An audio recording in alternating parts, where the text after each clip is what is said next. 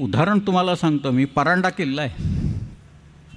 परांड्याचा किल्लेदार होता आणि तिथनं हा नामदार खानच चालला होता, सोलापूरला चालला होता, या शाहिस्ते खानाचा भाचा. आता हा शाहिस्ते खानाचा भाचा आहे, औरंगजेबाचा मावस भाऊ आहे हा सगळा.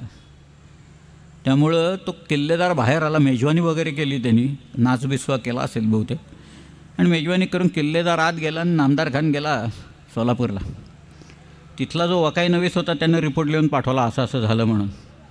त्या औरंगजेबानी त्या किल्लेदाराला एक शोकॉज नोटीस पाठवून दिली.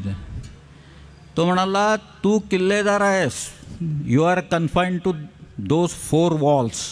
व आत थांबायचं, बाहेर यायचं नाही. तू बाहेर का आला? तो नामदार खान असू दे, आणखीन कोण असू दे, तू बाहेर का आला इथं सांग, त्याचं कारण दे मला, तोपर्यंत तुझी मनसब मी कमी करून टाकतो.